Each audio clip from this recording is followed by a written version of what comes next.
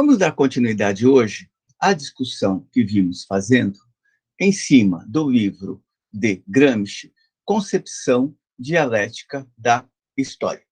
Lembrando que os textos aqui reunidos neste livro encontram-se também no Cadernos do Cárcere de Antônio Gramsci, publicado pela mesma edição Civilização Brasileira. Hoje, procurando avançar em nossa discussão, vamos tratar um excerto de Gramsci da página 14 até a página 18. Este excerto é bem mais longo, mas vamos dividir a nossa discussão para não termos atropelos e passarmos por cima de questões fundamentais da reflexão gramsciana. O texto, ou o link, o verbete que vamos discutir hoje, tem por título geral Conexão entre o senso comum, a religião e a filosofia. Mais especificamente, as relações entre ciência, religião e senso comum. Este trecho, relações entre ciência, religião e senso comum, ele se articula com o da conexão entre o senso comum, a religião e a filosofia, que discutimos em vídeo anterior. Bom, qual é o ponto de partida de Gramsci neste longo texto, Relações entre Ciência, Religião, Senso Comum? Para ele, a religião e o senso comum não podem constituir uma ordem intelectual, porque não podem reduzir-se à unidade e à coerência, nem mesmo na consciência individual, para não falarmos na consciência coletiva. Gramsci está retomando aqui argumentações que ele desenvolveu no trecho anterior, que é o trecho da conexão entre o senso comum, a religião e a filosofia. Ora, por que a religião e o senso comum não podem constituir uma ordem intelectual? Elas estão impedidas de atingir este estatuto, uma vez que a religião trabalha com crenças, a religião trabalha com dogmas, com valores eternos. O terreno da religião é o terreno da imutabilidade. Já o senso comum, o terreno no qual ele opera, é o do pensamento desconexo, do pensamento fragmentado. Consequentemente, é impossível se atingir uma compreensão teórica da realidade, seja com o pensamento fragmentado do senso comum, ou seja, com as verdades eternas propostas pela religião. Daí que a religião e o senso comum não podem constituir uma ordem intelectual, porque não podem reduzir-se à unidade e à coerência, nem mesmo na consciência individual, para não falarmos na consciência coletiva. Se já é difícil encontrarmos coerência no senso comum individual, o que não dizer, então, do senso comum quando ele se universaliza, quando ele se generaliza dentro de uma determinada quadratura histórica? A mesma coisa a religião. Se o pensamento da religião, o pensamento religioso, induz o indivíduo a ter reflexões tratadas como o pensamento como sendo eterno, a moral como sendo eterna, os valores como sendo eternos, imaginem, então, o desdobramento deste posicionamento na esfera coletiva, leva à cegueira coletiva. Daí que, para Gramsci, o problema da religião é um problema posto, mas é bom lembrar que, para ele, religião não é apenas aquela forma deificada de pensamento.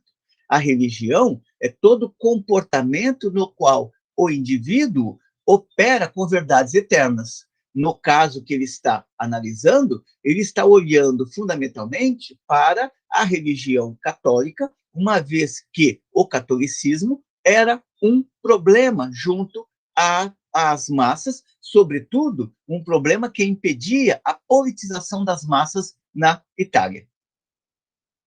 Daí que Gramsci vai falar também que o problema da religião não pode ser entendido apenas no sentido confessional, mas também no sentido laico, ou seja, as várias formas de pensamento na qual os indivíduos tendem a eternizar a realidade, tendem a operacionalizar com a leitura da realidade como se a realidade fosse estanque, fosse fixa, não se transformasse. Prossegue Gramsci observando que não existe, em contrapartida, uma filosofia em geral. Se é necessário escapar do pensamento religioso, assim como é necessário fugir do senso comum, a ordem de pensamento à qual os indivíduos devem aderir é ao pensamento filosófico, ao pensamento teórico, ao pensamento que conduz à compreensão da realidade tal como a realidade aproximativamente é.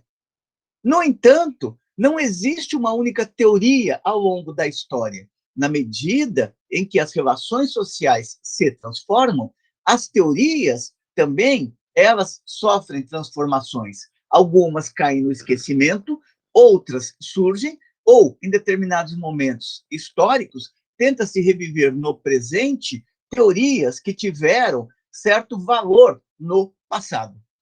Daí que, para Gramsci, não existe filosofia em geral, não existe uma teoria em geral, uma compreensão do mundo em geral. O que existem são diversas filosofias ou concepções do mundo. E sempre se faz uma escolha entre elas. Isto quer dizer o quê? Isto quer dizer que, na vida social, no plano da vida cotidiana, circulam várias ideias, circulam vários referenciais, circulam várias concepções de mundo.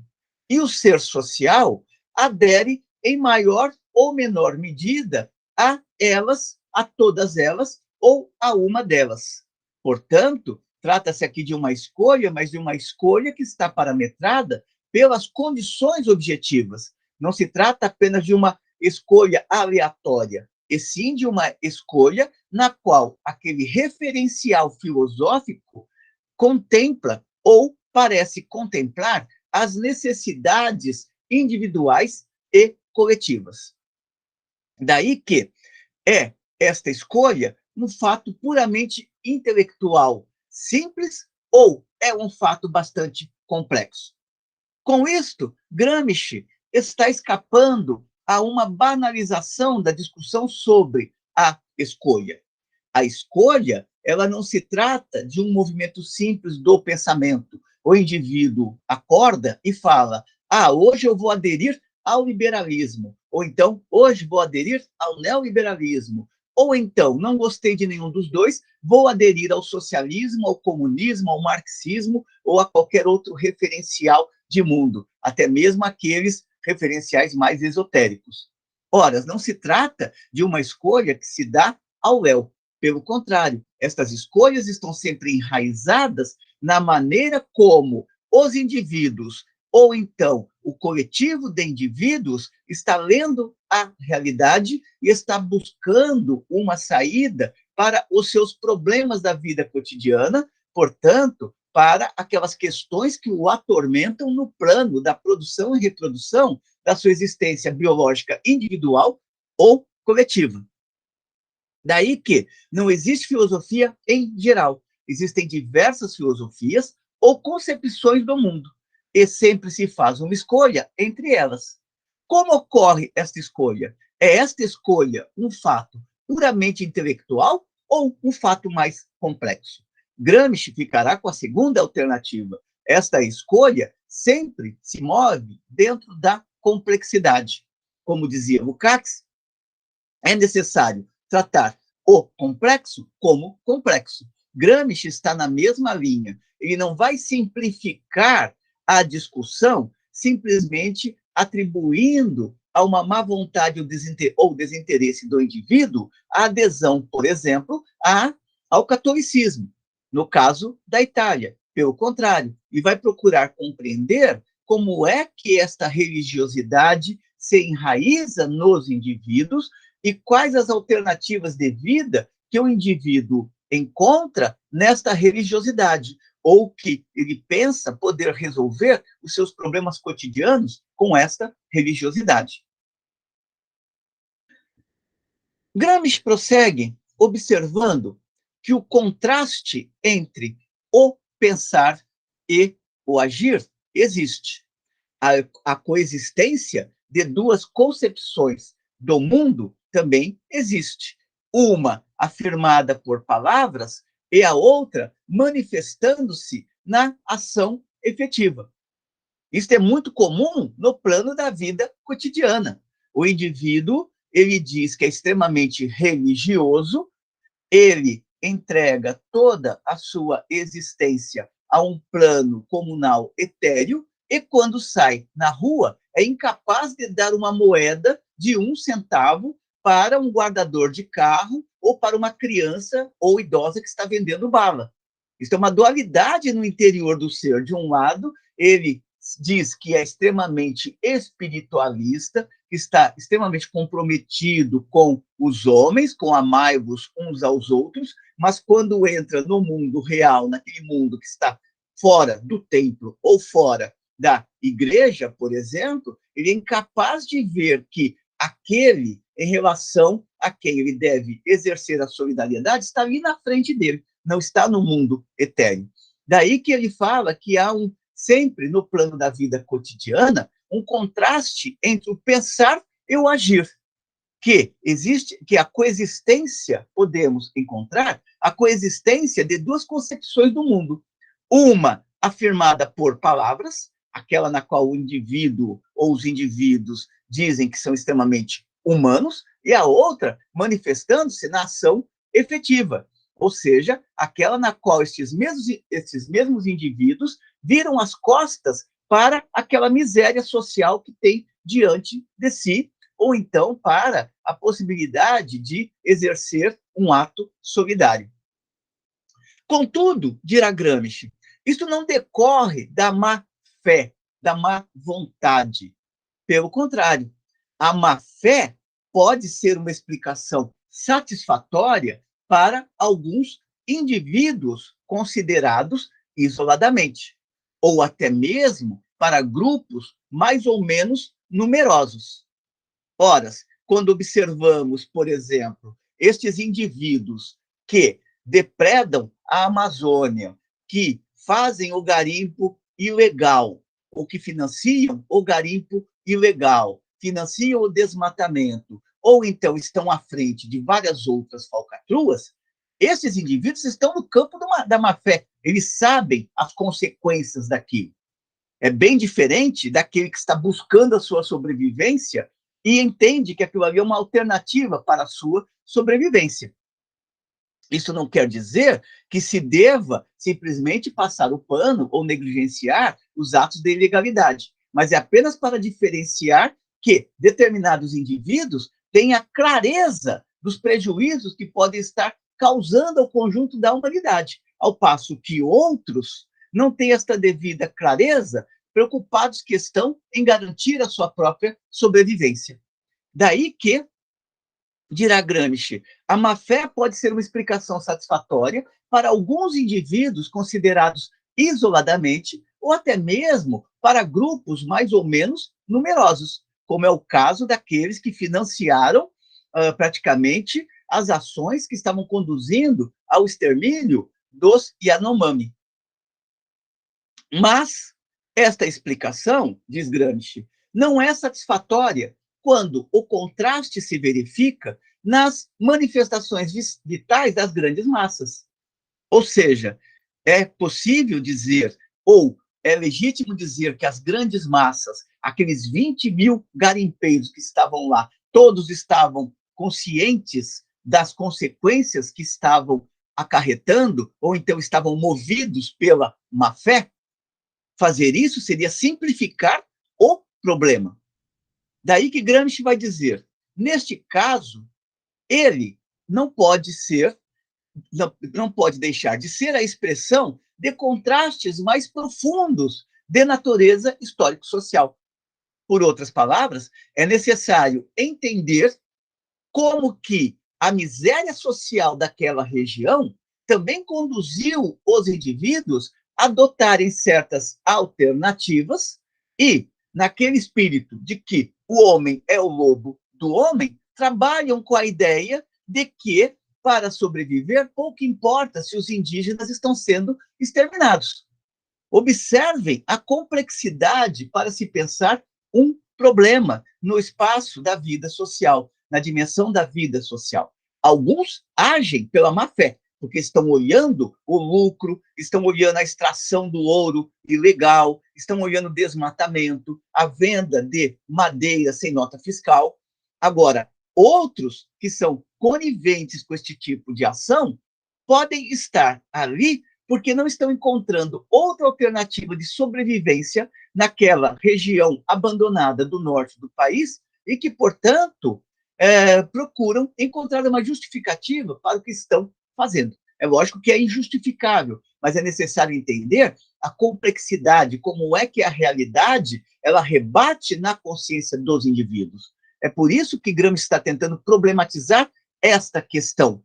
Há a má-fé ou a questão da má-fé tem que ser entendida no interior da sua complexidade.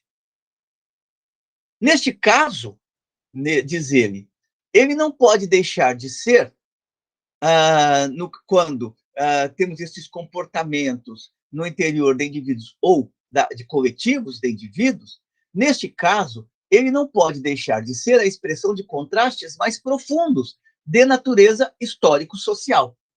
Isto significa que um grupo social que tem uma concepção própria do mundo, ainda que embrionária, que se manifesta na ação e, portanto, descontínua e, ocasionalmente, quando se movimenta como um conjunto orgânico, toma emprestada a outro grupo social por razões de submissão e subordinação intelectual, uma concepção que lhe é estranha. Com isto, poderemos dizer o seguinte, que na medida em que não possuem uma concepção de mundo própria, na medida em que não conseguem visualizar outro caminho, senão da sobrevivência imediata, e visualizam que essa sobrevivência imediata está condicionada a vender a sua força de trabalho para as madeireiras ou para aqueles que estão financiando a exploração de ouro, este indivíduo acaba incorporando elementos de legitimação da sua ação. Ele vai buscar no terreno do individualismo burguês, ainda que ele não seja um burguês, ele vai buscar no terreno do individualismo burguês a explicação para aquilo que ele está fazendo. Basta ver algumas declarações, por exemplo, que circulam na internet por parte destes exploradores, devastadores da floresta, devastadores do rio, que estão lá com as suas bateias, estão jogando mercúrio e tudo mais, dizendo que eles precisam cuidar da sua sobrevivência. Notem como, mais uma vez, é complexa esta discussão. Isso significa, dirá Gramsci, que um grupo social tem uma concepção própria do mundo, ainda que embrionária, se manifesta na ação e, portanto, descontínua e ocasionalmente, isto é, quando tal grupo se movimenta como um conjunto orgânico, toma emprestada a outro grupo social por razões de submissão, de subalternidade e subordinação intelectual, portanto, da incoerência na forma de pensar, vai recorrer a um pensamento mais estruturado, que no caso é o pensamento fornecido pelo pensamento burguês, uma concepção que lhe é estranha. E é estranha por quê? Porque ao devastar, ele não está realizando os seus interesses, ele está realizando os interesses daqueles que estão acumulando capital. Mas ele não está neste plano de reflexão, ele está ainda num plano extremamente embrionário, onde alguns elementos de humanidade podem comparecer na sua vida cotidiana, mas também comparecem com muita força aqueles elementos do individualismo e do egoísmo. Prossegue Gramsci, observando que não se pode destacar a filosofia da política. Ou seja, impossível separar a teoria da luta que se trava no interior da sociedade. Quando falamos de política, estamos falando em correlação de forças, estamos falando em poder do Estado. Estamos falando em luta de classes. Daí que é impossível separar a filosofia da política, ou seja, a teoria que se desenvolveu ao longo dos séculos é uma teoria que está intimamente ligada às correlações de força das sociedades de classes, tal como elas foram se configurando ao longo dos séculos. Não se pode destacar a filosofia da política. Ao contrário, pode-se demonstrar que a escolha e a crítica de uma concepção do mundo são também, elas, fatos políticos. Portanto, não existe pensamento neutro, não existe pensamento inocente. Todo pensamento está ligado às estruturas sociais e busca responder a problemas que estão colocados nas estruturas sociais. No caso analisado por Gramsci, nas estruturas sociais de classes e, em particular, na sociedade capitalista. Daí que deve-se explicar como, em cada época, coexistam muitos sistemas e correntes de filosofia. Não existe apenas uma forma teórica ou um terreno teórico circulando no interior da sociedade em uma determinada época. Existem vários sistemas de pensamento, existem várias concepções de mundo circulando ao mesmo tempo. Seria equivocado pensar que, na época de Roma ou Grécia, houvesse apenas o pensamento que defendia a escravidão. Do mesmo jeito que seria equivocado pensar que, na Idade Média, circulava apenas o pensamento da Igreja. Toda época convive com uma série de manifestações teóricas. A questão é saber qual manifestação teórica em determinada época é aquela que dispõe de uma certa hegemonia. E por que esta hegemonia ela ocorre? Deve-se explicar como, em cada época, coexistam muitos sistemas e correntes de filosofia, como eles nascem, se divulgam, portanto, se propagam. É necessário sistematizar crítica, portanto, cientificamente e coerentemente, portanto, com lógica interna, as próprias intuições do mundo e da vida, aquelas concepções mais gerais do mundo e aquelas que circulam no plano da vida cotidiana mais imediata. Contudo, diz Gramsci, esta elaboração somente pode ser feita no quadro da história da filosofia. Ele está chamando aqui a atenção para que é necessário que investiguemos como é que os pensamentos se desenvolveram, as grandes correntes filosóficas se desenvolveram ao longo da história, para compreendermos as formas de maturação que elas adquiriram no tempo presente. Esta elaboração somente pode ser feita no quadro da história da filosofia, que mostra qual foi a elaboração que o pensamento sofreu no curso dos séculos e qual foi o esforço coletivo necessário para que existisse o nosso atual modo de pensar, que resume e compendia toda esta história passada, mesmo em seus erros, em suas loucuras, os quais, cometidos no passado e corrigidos, podem ainda se reproduzir no presente e exigir novamente a sua correção. Isto quer dizer o quê?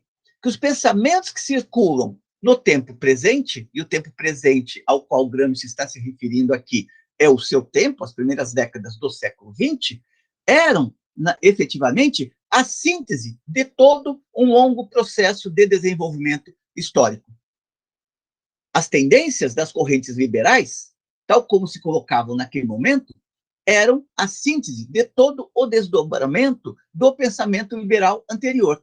Assim como a teoria comunista que estava presente naquele momento era a síntese de todo o processo de reflexão dos homens a respeito da desigualdade.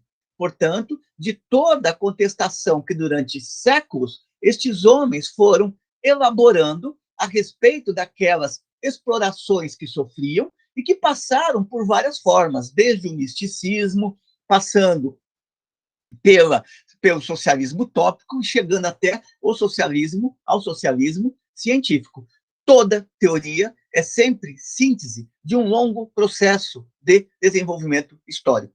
Não existe teoria que nasce do nada ou que surge do chão como se fosse um cogumelo. Pelo contrário, é necessário sempre investigar as raízes que ancoraram e ancoram ainda determinadas formas de pensamento, sobretudo porque muitas formas de pensamento ainda buscam no passado uma solução para o presente. Por exemplo, é muito comum que se olhe para a teoria liberal e ela recue aos momentos anteriores para justificar a sua existência no presente. Da mesma maneira que podemos encontrar no interior do pensamento chamado de esquerda, ou no pensamento que busca se identificar com o socialismo e com o comunismo, a ideia de que a transformação da sociedade hoje vai ocorrer tal como Marx estava pensando no século XIX. É necessário ver que o capitalismo se transformou, que a luta de classes continua, que continua sendo necessário superar o capitalismo, mas que as lutas elas terão que levar em consideração também as novas determinações existentes no interior do capitalismo, a fim de que a classe trabalhadora não se coloque em movimento e sofra um massacre, como foi, por exemplo, 1905, na antiga Rússia czarista. Gramsci avança com a seguinte questão: qual é a ideia que o povo faz da filosofia? Responde ele: pode-se reconstruí-la através das expressões da linguagem comum. Uma das mais difundidas é a de tomar as coisas como filosofia. Nela se contém, geralmente, esta expressão, tomar as coisas como filosofia, diz Gramsci, pode induzir a compreensão de que há uma passividade na grande massa. Ou seja, se a filosofia é algo difícil e eu preciso, para compreender um problema, considerar as coisas filosoficamente, e eu não tenho condições de pensar filosoficamente, então eu vou abandonar a discussão desse problema. Gramsci está dizendo, não, é exatamente o contrário. Quando as grandes massas consideram que é necessário tomar as coisas como filosofia, estas grandes massas estão pressupondo que existe uma ordem de pensamento da qual elas precisam se apropriar para pensar os problemas. Ou, como diz Gramsci, a dimensão filosófica, na verdade, nestas expressões, se contém um convite implícito à necessidade de problematizar a realidade, e não um convite à resignação e à paciência. Para Gramsci, o ponto mais importante nestas expressões é de que ele é um convite à reflexão, à tomada de consciência de que aquilo que acontece é, no fundo, racional e que, assim, deve ser enfrentado, concentrando as próprias forças e não se deixando levar pelos impulsos instintivos e violentos. Portanto, nestas frases da vida cotidiana, não está presente uma passividade ou então a recusa a pensar, e sim a constatação de que aqueles problemas devem ser pensados em um outro nível, que não seja aquele da imediaticidade da vida cotidiana. Daí que Gramsci vai dar uma grande importância ao estudo das expressões populares, sobretudo aquelas nas quais entram os termos filosofia e filosoficamente, uma vez que para as grandes massas estas expressões têm um significado muito preciso. E este significado é o da superação das paixões bestiais e elementares, buscando aderir a uma concepção da necessidade que fornece à própria ação uma direção consciente.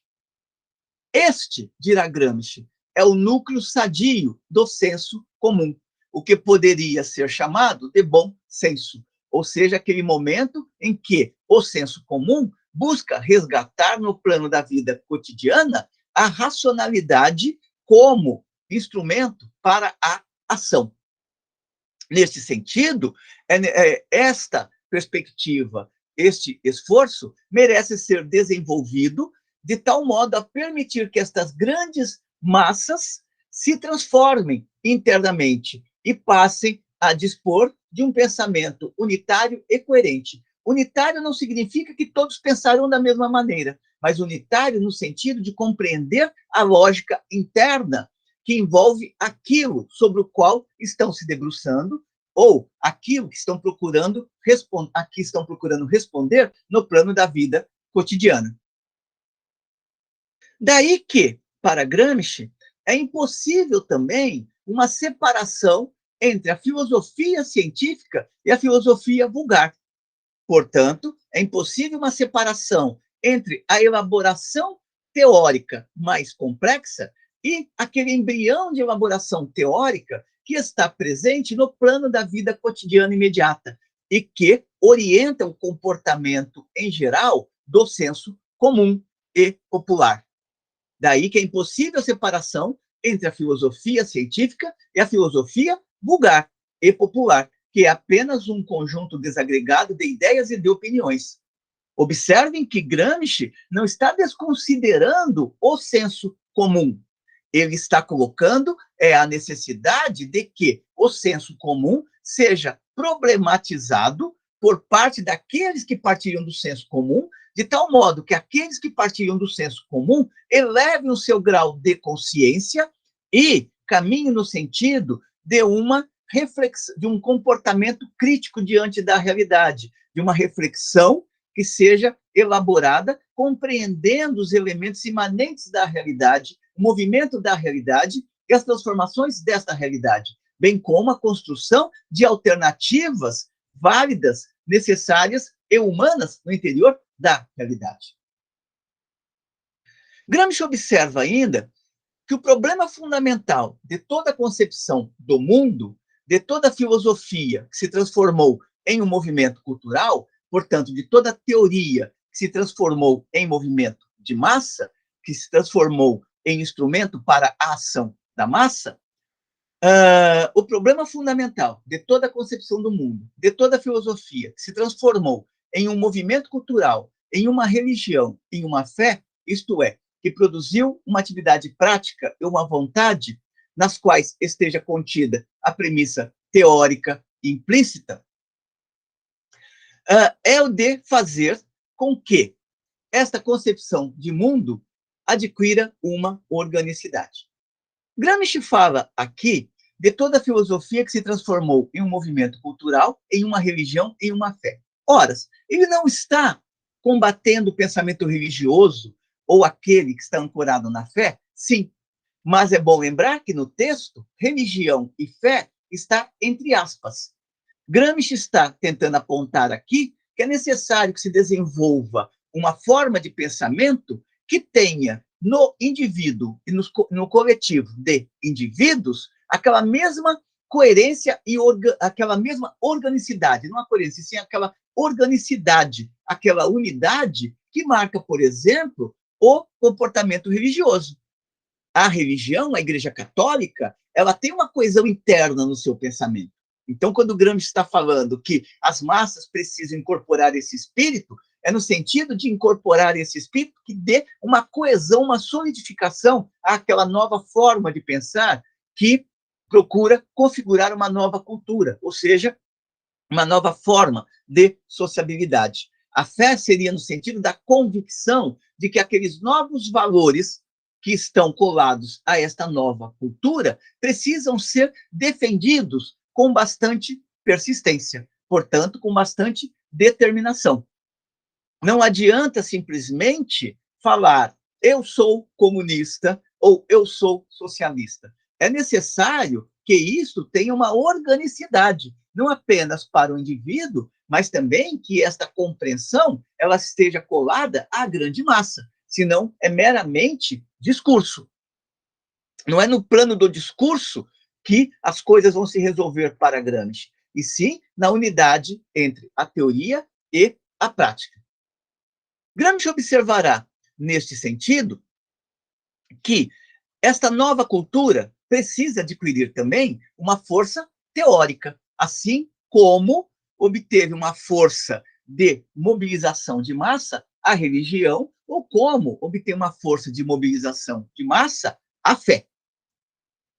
Dirá ele, a força das religiões, é necessário observar, por exemplo, a força das religiões, notadamente aquela que obteve a Igreja Católica, que consistiu no seguinte fato, que elas sentem intensamente a necessidade de união doutrinal de toda a massa religiosa e lutam para que os estratos intelectualmente superiores não se destaquem dos inferiores.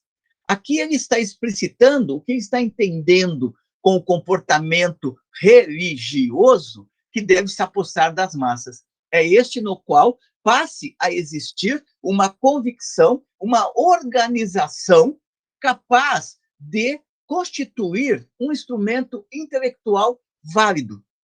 Mas é importante observar que este processo não se dá espontaneamente para Gramsci. Este processo depende de mediações, depende da mediação do partido e depende da mediação dos intelectuais que vão se colar à massa. É somente através deste processo no qual os intelectuais colam à massa, se colam à massa, é que pode brotar esta nova cultura que Gramsci está procurando forjar, ou que ele está estimulando a que seja forjada junto às grandes massas. Portanto, é necessário união doutrinal. Lembrando que doutrinal aqui não tem o sentido de doutrina, de dogma. Doutrinal aqui, no caso que Gramsci está pensando, tem o sentido de coesão teórica. No caso da religião católica, doutrinal é dogma. No caso da perspectiva que Gramsci está apontando, doutrinal é no sentido de consistência teórica para pensar concretamente o mundo que esta massa tem diante de si. É necessário, portanto, dirá Gramsci, que esta massa ela desenvolva, juntamente com os intelectuais ligados a esta massa, a capacidade organizativa que teve o clero na esfera da cultura. Capacidade esta que fez com que o clero soubesse se impor, se estabelecer como ordem intelectual junto aos simplórios, ou seja, junto às classes subalternas. Daí que, para que surja esta nova cultura, é necessário organicidade do pensamento filosófico, solidez organizativa e centralização cultural. Centralização cultural não no sentido de que alguns indivíduos vão propor às massas o que fazer, e sim centralização cultural no sentido de permitir um caminhar para a organização crítica da massa. Gramsci não está descartando, nos seus estudos, a necessidade daquilo que, no interior da esquerda, costumou se nominar por vanguarda, e que Marx chamava como os trabalhadores mais conscientes. Ele está apenas colocando que é necessário que esses trabalhadores mais conscientes e que esta vanguarda da classe, ela faça a sua adesão real junto às massas. Haja entre ambos uma fusão permanente, de tal modo a produzir esta centralização cultural, ou seja, o desenvolvimento de uma nova cultura. Dirá Gramsci ainda, a organicidade de pensamento e a solidez cultural só poderiam ocorrer se entre os intelectuais e os simplórios, portanto, as classes subalternas, subalternas no sentido não de que elas são inferiores, e sim subalternas no sentido de que elas ainda não adquiriram uma concepção de mundo própria. Elas caminham em condições de subordinação ao pensamento da classe dominante, no caso, ao pensamento burguês. A organicidade de pensamento e a solidez cultural só poderiam ocorrer se entre os intelectuais e os simplórios se verificasse a mesma unidade que deve existir entre teoria e prática.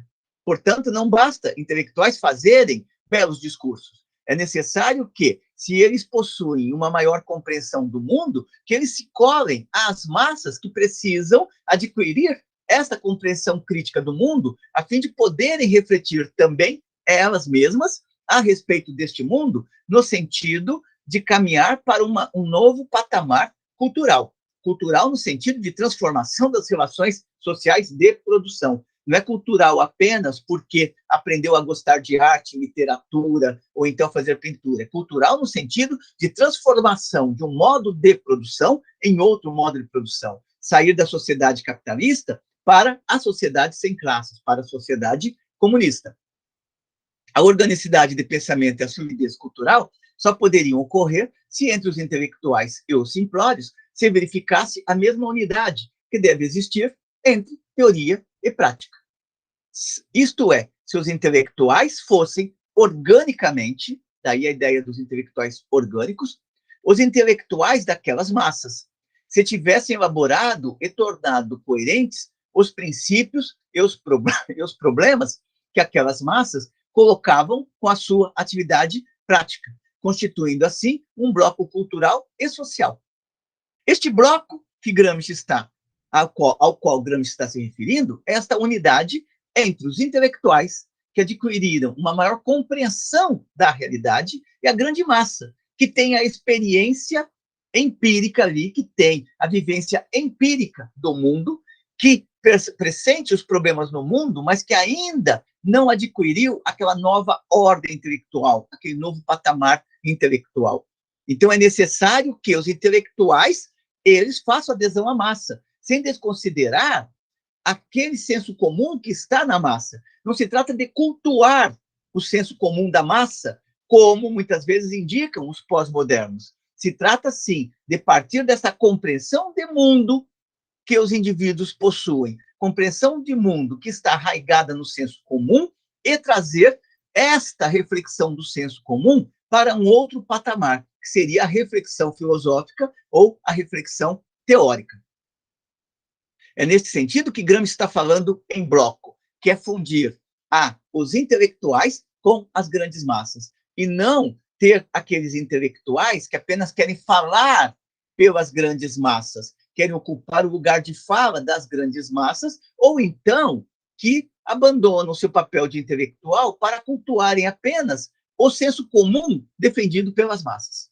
Para Gramsci, se trata de um processo complexo, é necessário fazer uma unidade dialética entre os intelectuais e as massas. É somente neste sentido que um movimento filosófico merece este nome. O movimento filosófico só merece este nome na medida em que, no trabalho de elaboração de um pensamento superior àquele do senso comum, um pensamento superior cientificamente coerente, jamais se esquece de permanecer em contato com os simples, com as classes subalternas, com o conjunto da classe trabalhadora. E encontra, neste contato com a classe trabalhadora, a fonte dos problemas que devem ser estudados e resolvidos. Ou seja, a classe trabalhadora, ela sabe os problemas que a afligem. Portanto, ela não desconsidera que existe o mundo real. Apenas ela não consegue, em determinado momento, problematizar adequadamente este mundo real.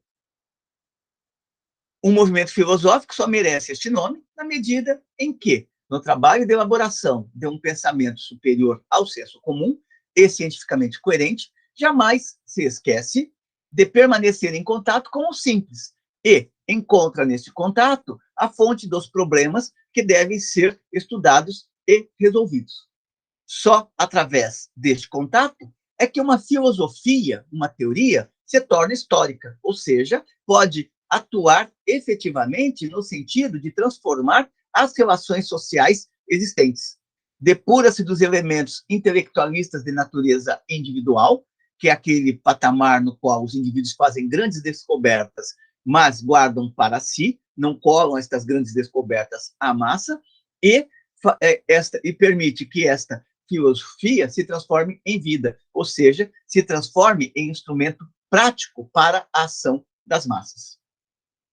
Gramsci fará a sequência desta parte do seu texto, investigando que não se trata de uma filosofia qualquer, se trata daquilo que ele vai chamar por filosofia da praxis, ou que poderíamos chamar também de concepção materialista da história. No entanto, as reflexões a respeito da filosofia da praxis e como elas podem permitir a criação de caminhos que tirem a massa do senso comum, deixamos para uma próxima oportunidade. É isso por hoje. Espero que tenham gostado da discussão. Encaminhem, como sempre, as suas sugestões, as suas considerações, e continuemos aqui investigando estes textos complexos, tentando esclarecê-los, a fim de contribuir na formação das novas gerações. Até uma próxima.